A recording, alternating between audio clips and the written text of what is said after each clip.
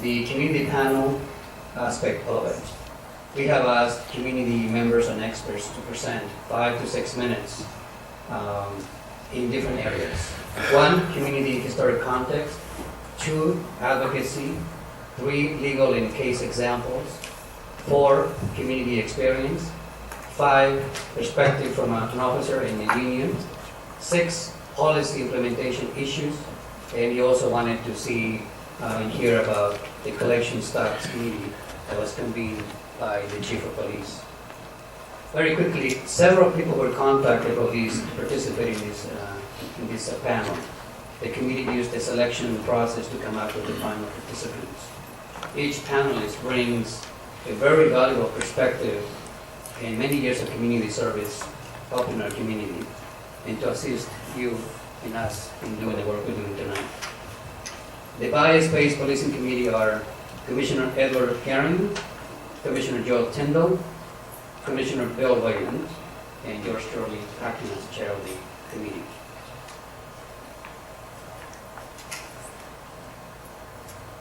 I want to take a quick moment to say thank you to our committee members. If you don't mind sending up just a second. Edward, Joe, and Bill. Thank you for working so hard and flexible, and of course to Carter's staff person for all the hours that she spent helping us out. Panelists, welcome once again. You have 5 to 6 minutes to present. Bill Wayland, over in the other end, is going to signal when you have 1 minute. Can you show that 1 minute? And also at 30 seconds to conclude your presentation. Commissioners, during this panel presentation, I ask that you hold your questions until all the panelists have concluded their presentation. I will keep a queue, and I will be the moderator, or the person will keep things moving. Please get my attention if you want to be in the queue. And audience, I ask that you will help us by being courteous and to welcome our guest speakers. Commissioners, may I present Community Historic Context, Carmen Urbina. Carmen Urbina is a bilingual and bicultural professional with 25 years of experience performing asset-based, complex, and targeted outreach in communities of color to implement effective parenting involvement and recruitment strategies in districts, schools, and community-based organizations. Next, advocacy. Ken Nubek. Mr. Nubek is a member of the Human Rights Commission for his work on projects involving the integration of immigrants into the community and the human rights of people who are homeless. Next, legal and case examples. Raquel Heck. Raquel Heck is an immigration attorney who has practiced immigration law in Eugene for the last 20 years. Community experience. Dr. Emilio Hernandez Jr. Dr. Hernandez Jr. was the Assistant Vice President in the Office of Equity and Inclusion at the University of Oregon. Prior to this appointment, he was the Director of the University of Oregon High School Equivalency Program, HEP, for 13 years. HEP assists people to complete a GED certificate and guidance to be in the labor workforce. As a former farm worker and the oldest of 6 siblings, he knows the issues that face this population. During this period, he also served for 9 years at the State of Oregon Board of Education, serving under 2 governors and 2 public superintendents. He was also the first Latino to be appointed to the board.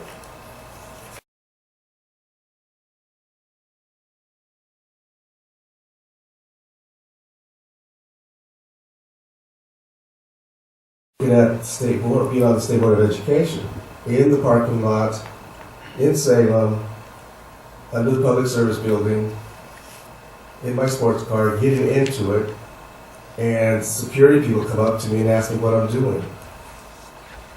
I said, I'm leaving. Now, I could have told them that I was on the State Board and all that, but why was I being asked what was I doing? Because I was unlocking an expensive sports car. You have to go through all these things. It doesn't matter for my days as a migrant worker when we were addressed as stay out. We don't want your business here. I was born during a period of time, or lived through the period of time where it said no dogs or Mexicans allowed.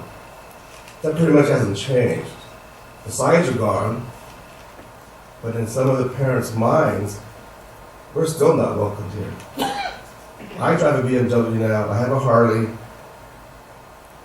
and a big truck. I have all these vehicles, all these toys I never had when I was poor. So granted, I have a lot of vehicles, but my point to that is, when I see a police officer behind me, I know he's checking my license. He drives by, he figures it's clean, and he drives by and he looks in the car slowly, looking for what? That does not, for me, does not connect with the contacts through observation thing in a positive way. Now that's my experience, but when I work with youth, we're not only talking about their age, what they're driving, what they look like. What we're coming to is there is no longer a community place for families or youth or anybody to go to get some information or service. There used to be a police person, as Carmen had addressed. I'm not sure that person's in the Whitaker area any longer. We don't know how many people on the force, I don't anyway, don't know how many people on the force speak Spanish. And so that process is the discretion issue that Raquel addressed. The fear factor is back into our community. When parents tell me that they're not going to let their kids go to school anymore because they're afraid of what the police are going to be doing or what the community is going to be doing, we have lost all, we're completely clear back to the 90s. Actually, the 80s when I was still here, or started here. This ongoing dialogue is, I agree totally with Raquel's issue about discretion, but the communication aspect of this policy is, I don't see anything different than what's going on. Contacts through observation, well, we all have different ways of looking at different people. And studies show that the first identifier that people use is race and gender. And that research has come from California. So that, in and of itself, has not changed around here. The training for police officers is I have a nephew that's a police officer in California, and he's told me that it's very clear that you need to watch out for Latinos that are either in expensive cars or poor cars, or are overdressed, or just hanging out. So training, I don't think, is the way to go without community involvement in how that is carried out. Thank you. Thank you, Medium. Next is Jed.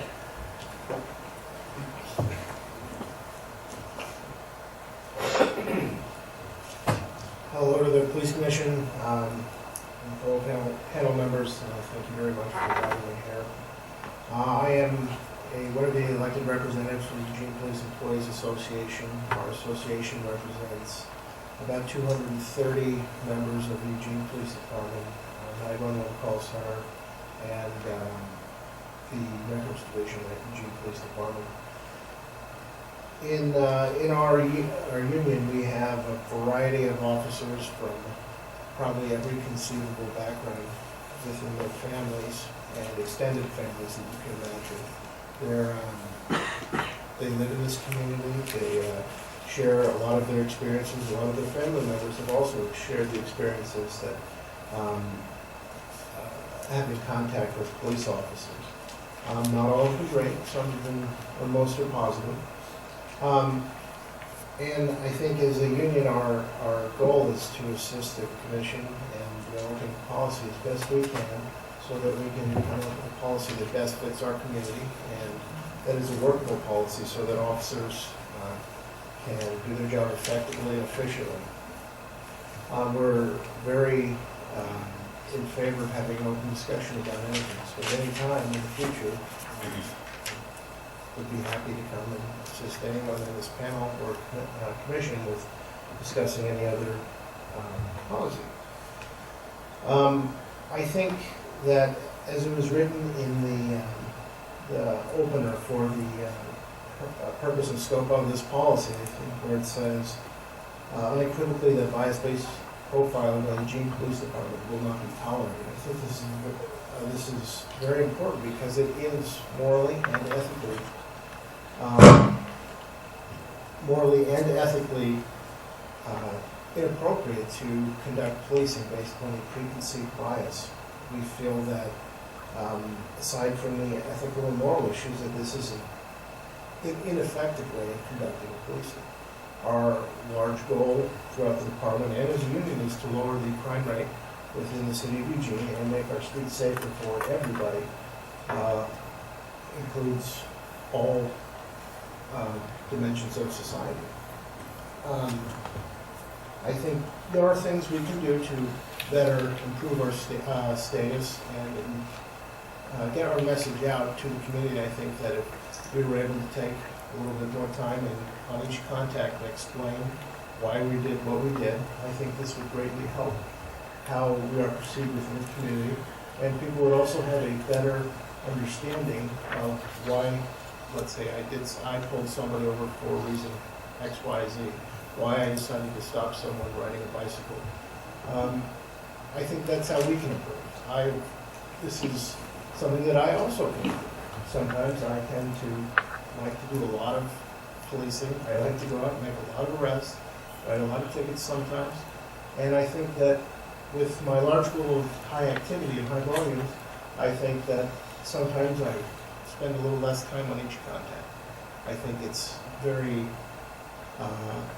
it would be a greater benefit for me as an officer to convey my department's message that we do care. It says on our motto, protect, serve, care. I think care does have its role in that, and I do want to convey that I do care, as do our members in the union. So I do look forward to any other future discussions you have, and I would be happy to take part in anything thrown my way. Thank you. Thank you, Ted. Next is Mark. Thank you, Mr. Chair. It's a pleasure to be here today. I appreciate the opportunity to present 5 minutes or less. So, what I need to be today is I need to check my personal feelings and be mechanical in terms of my view of what this policy ought to look like. First and foremost, I had hoped that there would be more depth in the policy. What I see in the policy is it tells officers what they can't do, but it doesn't give them the parameters about what they can do. What are the parameters of a Terry stop? What are the parameters of a voluntary contact? What are the parameters of a social contact? What are the parameters of a non-custodial interviews? I wasn't going to use my visual aid, but I will. Probably none of you know that I umpire softball games. And once or twice a year, I'm confused about a call I make. It's rather innocuous. I usually don't hear about it. But what do? I come home and I look it up in the rule book to see if I got it right or not. This policy needs to be like a rule book. It needs to explain what a Terry stop is. It needs to explain what all these stops are, so that if I'm a little bit confused, I can come back myself and be a conscientious employee and look it up and talk about it with my colleagues. And we will be told that they're trained on these issues. But we all know, we all absorb different things when someone's talking to us, just like this evening. So, from a mechanical standpoint, I expect in the policy that it will explain different stops officers may make and how voluntary and non-voluntary stops differ. Describes what officers may and may not do during non-voluntary stops. Explains that officers must identify themselves, and tell the person why they are being detained if it's a non-voluntary stop, and hold them only as long as necessary. Explains when an officer may frisk or pat down a detained persons for weapons, and requires officers to report all non-voluntary stops for review and to detect patterns of discrimination, which is what KIPS things are. It must explain that officers must not act in a way which would cause a reasonable person to believe they were obliged to answer the officer's questions or follow other directions by the officer in a voluntary contact. And so, for me, I've also had discussions about implicit bias, and I know that that's an important issue for some of the folks that I've had these discussions with. I'm not sure that we can really legislate the elimination of implicit bias. Implicit bias diminishes when you experience other people, when you learn through education and training the experiences and perceptions of other people, when you interact with people who are different than you. I'll refer to the Kirwan Institute, Kirwan. It's at the real OSU, the Ohio State University, and they do a significant amount of study on both explicit and implicit bias, and just a tremendous resource for better understanding that in terms of training and teaching and education. And so I encourage you to check that out. I want to commend the folks who are doing the data collection project. Only about 15% of police departments in the nation collect data for the purposes of determining whether or not they are biased in their policing methods. And so I do commend the group working on that. Carmen, I'm cautiously optimistic that we'll make real strides in this matter. I'm also encouraged, I think it was today or yesterday, that the Philadelphia Police Department is revisiting how they interact with ICE, and and I think that they have come up with a method that is not going to risk federal intervention if they don't follow some of the things that they've always considered requirements. And so I appreciate the hard work on the policy, but to me, policy manual, especially for something as important as this, needs to have more depth. And now I'll just go for a personal opinion, 30 seconds. Listening to the other speakers, and I've said this for years, is that people who fear the police the most need the police the most. And for me, it's like what needs to be done for people to feel safe, not just as a crime victim, but as a contact. There's not one of us in this room that if you've seen those lights behind you, that you have some concern about what may happen to you personally that goes beyond the requirements of what a law enforcement officer is supposed to do. So we need to work to reduce that fear in all of us. Thank you. Thank you, Mark. Last but not least, Kip. Thank you, Juan Carlos, and thank you, commissioners, to invite for the invitation to discuss my piece of this, which is a bit more narrow than the other speakers. I'm not going to make comments or give you opinions on larger policy considerations, partly because my piece of this is narrow and more distinct, and the other is I still work as a judge from time to time, and I can't do that. I can't give you opinions, and it's one of the nicest parts of being a judge. I can't do that, and I can't sign petitions, so everybody that comes to the door gets turned around and sent away.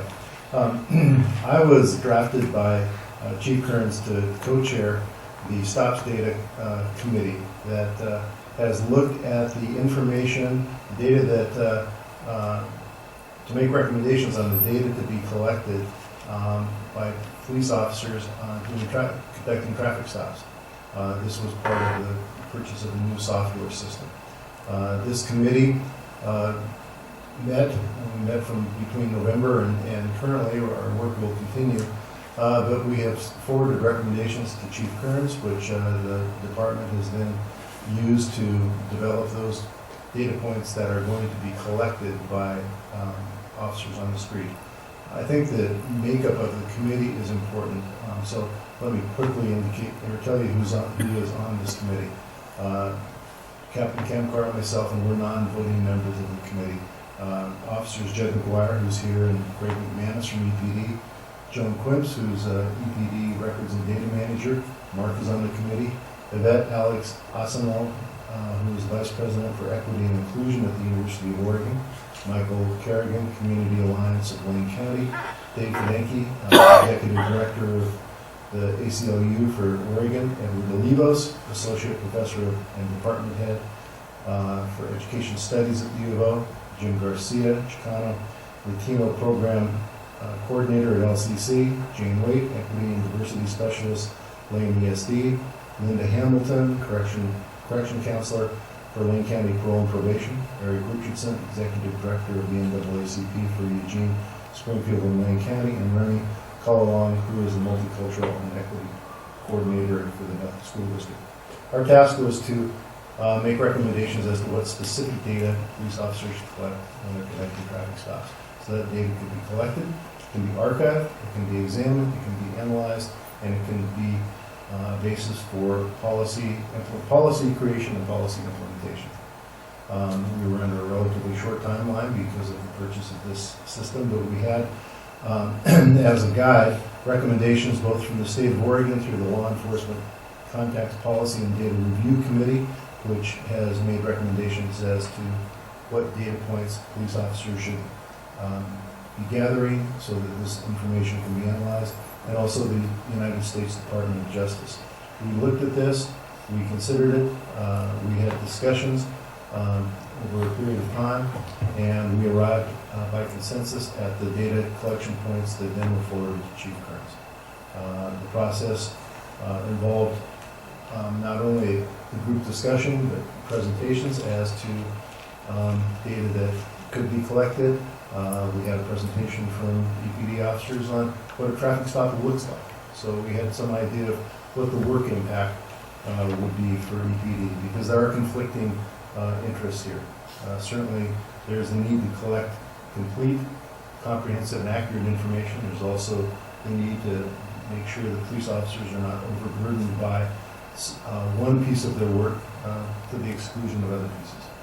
And so we have completed that. Our work will continue until November of 2015 as we begin to collect, or EPD begins to collect data through a pilot program. And we are discussing how the data is to be analyzed. At what period of time we will have enough data so that it's useful.